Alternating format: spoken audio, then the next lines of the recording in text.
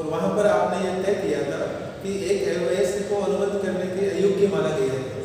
फिर भी कई बार रूटीन की लाइफ में हमें देखने को मिलता है कि हालांकि अवयस्क अनुबंध करने के अयोग्य है, वो डिस्क्वालिफाइड है, फिर भी वह कई बार अनुबंध कर लेता है।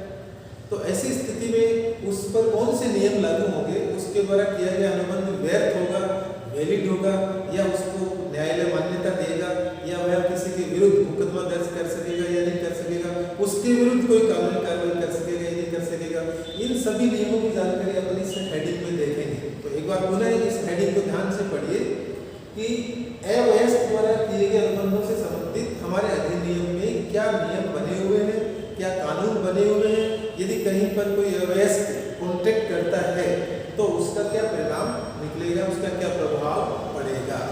सबसे पहला प्रश्न उठता है कि हालांकि अवयस्क होता कौन है।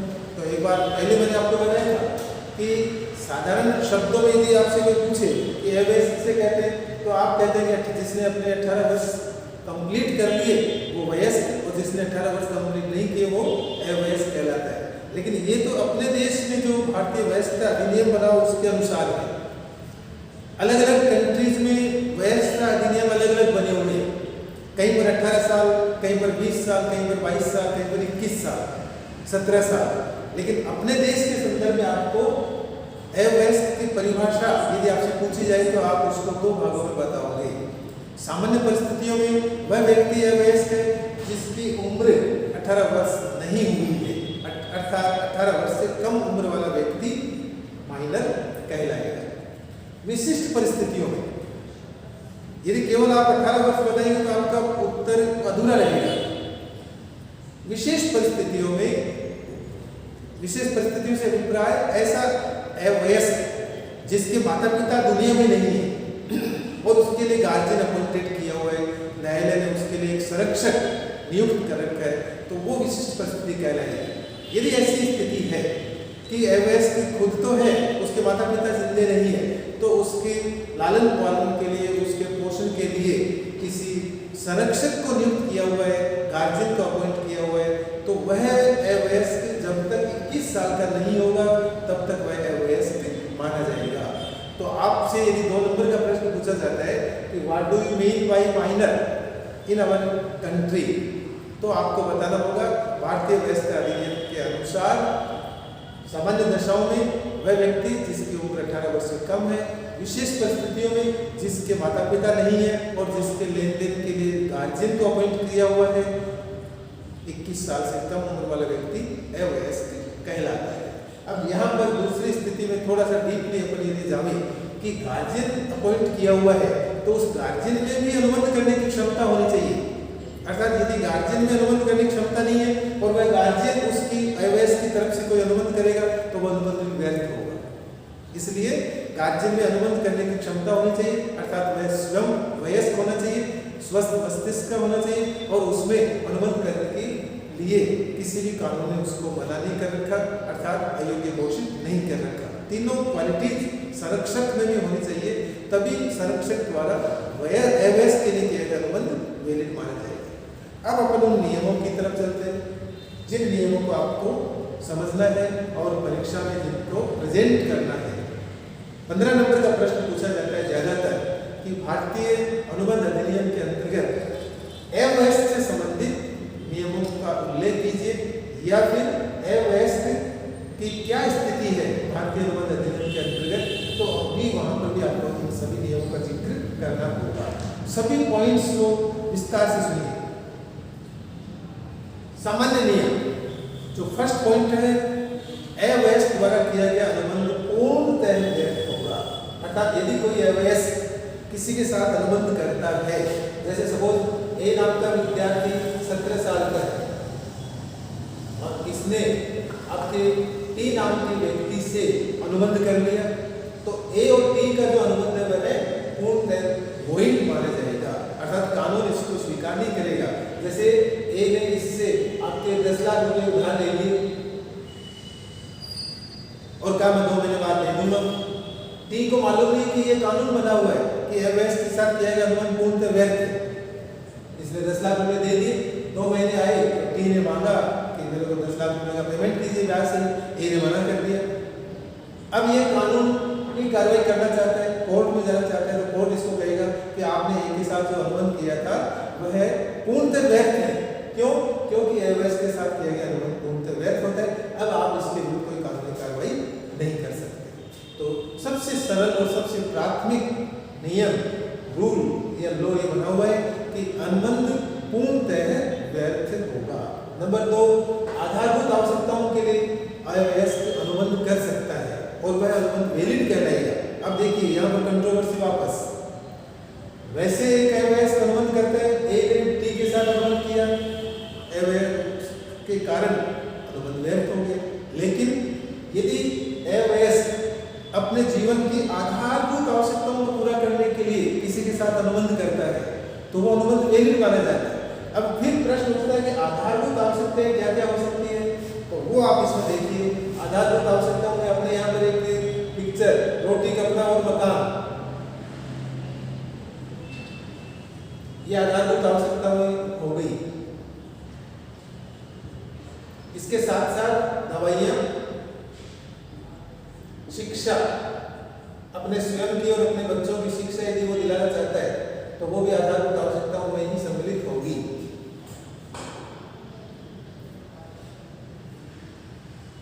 चार पांच बातों को आप ध्यान में रखोगे। यदि कोई अव्यस्क इन पांचों आवश्यकताओं को पूरा करने के लिए किसी के साथ अनुबंध करता है तो वो अनुबंध वैलिड कहलाएगा और फिर भी उसके विरुद्ध कानूनी कार्रवाई नहीं की जा सकेगी। वह अपने आपको जीवित बनाए रखने के लिए रोटी कपड़ा मकान दवा शिक्षा इनकी आपूर्ति कर सकता है और अपने सामान खरीद सकता है। यहाँ पर जो सामने वाला पक्षकार है उसको 2-3 सावधानियां रखनी पड़ेगी। 2-3 सावधानियां क्या होगी कि इसके अव्यस्क के सामाजिक जीवन स्तर के अनुकूल वह वस्तुओं की सप्लाई करेगा। उसको ये लालच में नहीं आना चाहिए कि अव्यस्क के पास खूब सारी प्रॉपर्टी है और अपन उसको इसके स्टैंडर्ड से भी ज़्यादा उच्च लेवल की वस्तुएं दे देते हैं और इसकी प्रॉपर्टी से पेमेंट वसूल कर लेंगे। यदि वो ऐसा करता है तो वहाँ पर उसको पेमेंट नहीं मिल सकेगा। माता पिता उत्तरदायी नहीं। नेक्स्ट नियम, अर्थात अव्यस्क जो भी अनुबंध करता है उसके लिए उसके पेरेंट्स को रिस्पॉन्सिबल नहीं ठहराया जा सकता, अर्थात उसके माता पिता किसी भी हालत में उत्तरदायी नहीं है। यहाँ पर थोड़ा सा गहराई से जाइए।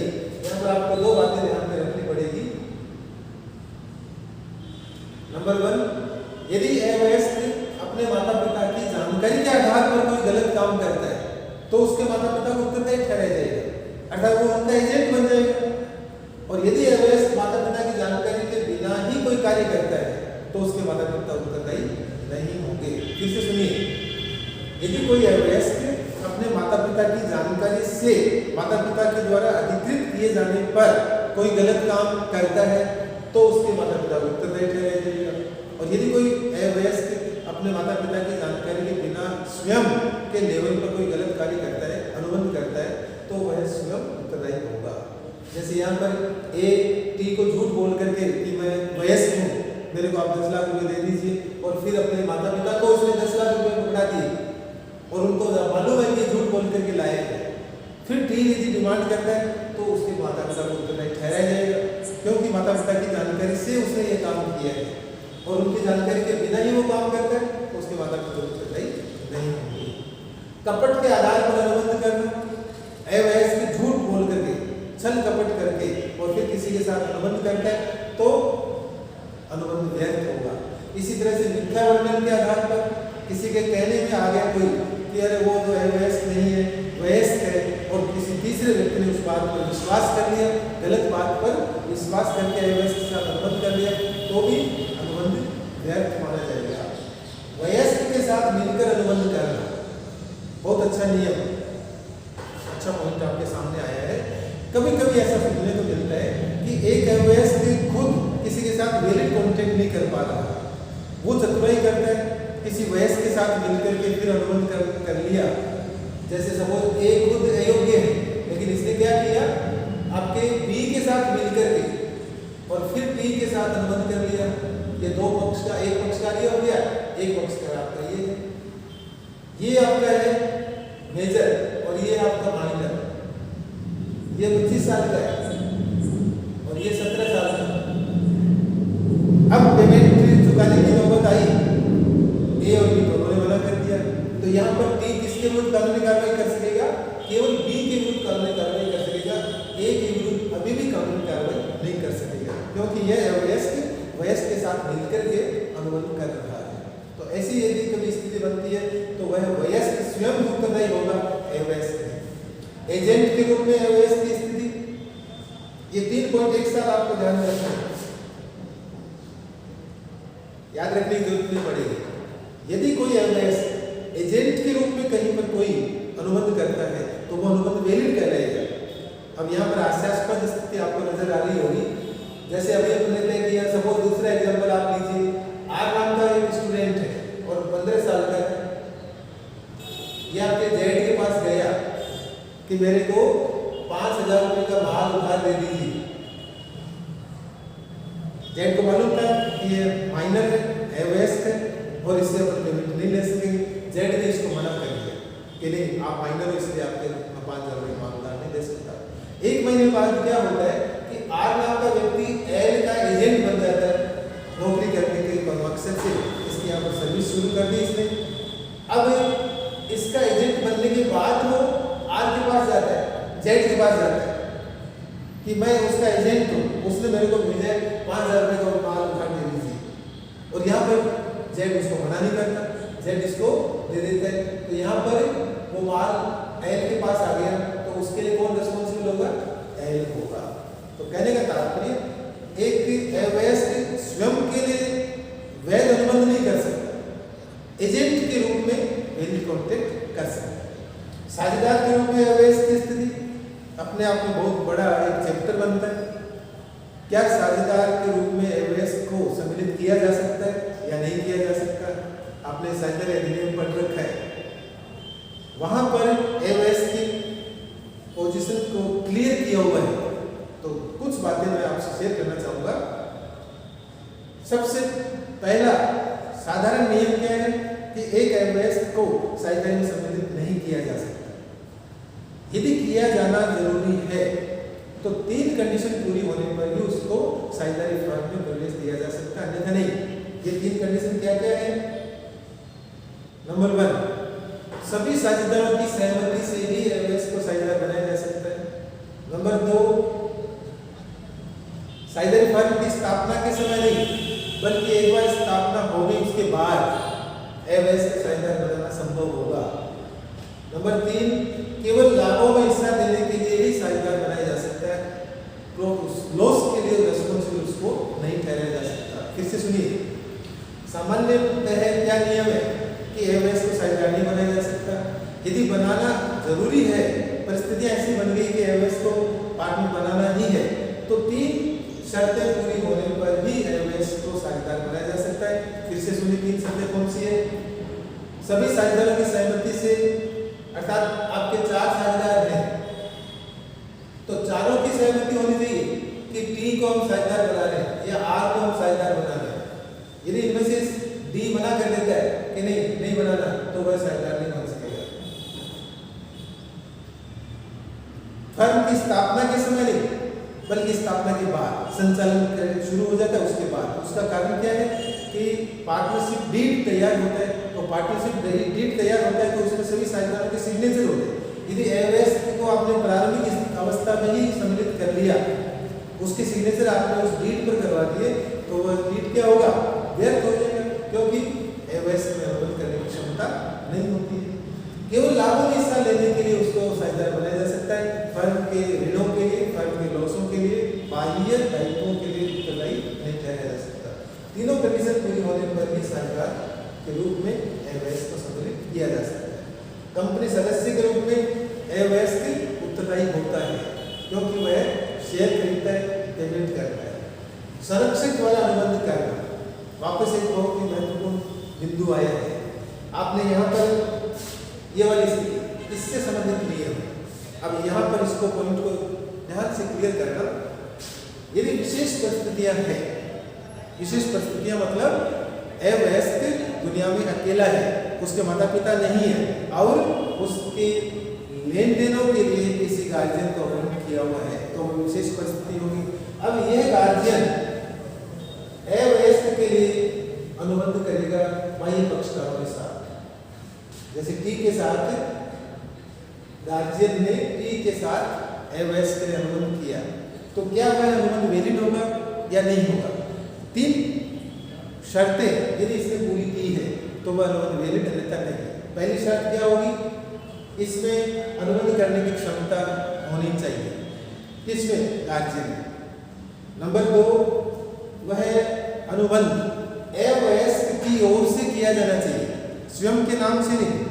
और नंबर 3, वह अनुबंध एवएस के लाभ के लिए किया जाना चाहिए, संरक्षक के लाभ के लिए नहीं। कभी कभी ऐसा होता है, जैसे सपोज इस माइनर के पास कोई जमीन है और ये कहता है कि गार्जियन से कहता है इसको बेच दीजिए, जो पैसा मिलता है मेरे को दे दीजिए। अब इस गार्जियन ने उस एवएस की प्रॉपर्टी को बेचना स्टार्ट किया। उसी दौरान गार्जियन को पता चला कि इस जमीन के नीचे मिनरल छिपे हुए हैं। इसने उस विक्रय प्रक्रिया को अपने किसी घर के निजी रिश्तेदार के नाम से उसको खरीद लिया, उस पूरी जमीन को, ताकि अपन फायदा उठाएंगे और इसको पेमेंट कर दिया छोटा मोटा, मार्केट रेट से भी कम, क्योंकि इसमें खनिज पदार्थ छिपे हुए ये जानकारी गार्जियन को चली और इसने उसको अपने छोटे भाई के नाम से पूरी जमीन खरीद ली, बेटे के नाम से खरीद ली। बाद में पता चलता है कि इसने अपने बेटे के नाम से खरीद करके माइनर को पेमेंट कर दिया। तो यहाँ पर कानून बना हुआ है, तीनों शर्तें पूरी होनी चाहिए। गार्जियन में आपके अनुबंध करने की क्षमता होनी चाहिए, एवएस की ओर से वह अनुबंध होना चाहिए और एवएस के हितों की सुरक्षा करते हुए अनुबंध होना चाहिए, एवएस को लाभ प्रदान करते हुए अनुबंध होना चाहिए। तभी गार्जियन द्वारा किया गया अनुबंध वैलिड होगा, अन्यथा वह वॉइड होगा। इसी तरह से वयस्क होने के बाद पुष्टिकरण नहीं, बहुत बढ़िया बिंदु है। यदि कोई अवयस्कता के दौरान ही किसी थर्ड पार्टी के साथ अनुबंध करता है कि मैं वयस्क होने पर आपको पेमेंट कर दूंगा, अर्थात उस अवयस्कता के दौरान कोई भी अनुबंध कर लेता है और उसका पुष्टिकरण वयस्क होने के बाद करने के लिए वचन देता है, तो वह भी वैलिड नहीं कहलाएगा। जैसे आपके यहाँ पर आज 15 साल का है और ये टी जेड के पास जाता है कि मेरे को 5,000 रुपये का माल उठा दे दीजिए, जेड कहते हैं कि आप वयस्क हो, मैं नहीं देता, क्योंकि आपके कानून कार्रवाई संभव नहीं है। अब आज ने इसको कहा कि मैं वयस्क हो जाऊंगा 3 साल बाद, 18 साल का होने पर आपको पेमेंट कर दूंगा, आप मेरे को दे दीजिए, ब्याज सहित पेमेंट कर दूंगा, और जेड इसकी बातों में आ गया, फिर भी वह अनुबंध वैलिड नहीं कहलाएगा। तो आपका पॉइंट सुनिए ध्यान से वापस। यदि कोई अवयस्कता के दौरान अनुबंध करता है और वयस्क होने पर उसकी पुष्टि करने का वचन देता है, तो वह अनुबंध भी वैलिड नहीं कहलाएगा, वो भी व्यर्थ होगा। तो समराइज वे में एक बार फिर से सुनिए। अनुबंध करने के अयोग्य पक्षकारों में अपन ने अवयस्क को सम्मिलित किया था। अवयस्क यदि अनुबंध कर लेता है जान करके भूलवश, तो उसके लिए कौन से नियम कानून बने हुए हैं? अवयस्क कौन होता है? आप क्लियर समझते होंगे। 18 साल से कम उम्र वाला, विशेष परिस्थितियों में 21 साल से कम उम्र वाला। नियम अनुबंध पूर्णतः व्यर्थ होगा, अवयस्क पर किया गया। आधारभूत आवश्यकताओं के लिए रोटी कपड़ा मकान शिक्षा दवा के लिए वह अनुबंध कर सकता है। माता पिता उत्तरदायी नहीं है, लेकिन कब उत्तरदायी होंगे? यदि वह माता पिता का एजेंट बनकर के कार्य करता है, माता पिता की जानकारी और माता पिता के अधिकार से वह कोई गलत कार्य करता है, तो उसके पेरेंट्स को भी रिस्पॉन्सिबल ठहराया जाएगा। कपट के आधार पर अनुबंध व्यर्थ, मिथ्या वर्णन के आधार पर यदि कोई वयस्क अनुबंध करता है वो भी व्यर्थ होगा। वयस्क के साथ मिलकर के अनुबंध करता है तो वह वयस्क ही उत्तरदायी होगा, अवयस्क नहीं। एजेंट के रूप में उत्तरदायी नहीं, उसका नियोक्ता उत्तरदायी होगा। अवयस्क उत्तरदायी नहीं होगा बल्कि उसका नियोक्ता। साझेदार के रूप में वह फर्म के बाह्य ऋणों के लिए उत्तरदायी नहीं, फर्म के लॉसेस के लिए उत्तरदायी नहीं। संरक्षक द्वारा किया गया अनुबंध, यदि अवयस्क विशेष परिस्थिति वाली कैटेगरी में आता है, गार्जियन उसके लिए अपॉइंट किए हुए हैं, तो संरक्षक द्वारा अनुबंध जो अवयस्क के लिए किया गया वैलिड होगा, बशर्ते कि 3 कंडीशन। उस संरक्षक में अनुबंध करने की क्षमता होनी चाहिए, वह अनुबंध अवयस्क की ओर से किया जाना चाहिए, और तीसरा अवयस्क के लाभ के लिए किया जाना चाहिए। वयस्क होने के बाद अनुबंध का पुष्टिकरण वैलिड नहीं होगा। ये सभी नियमों का उल्लेख आपको करना चाहिए।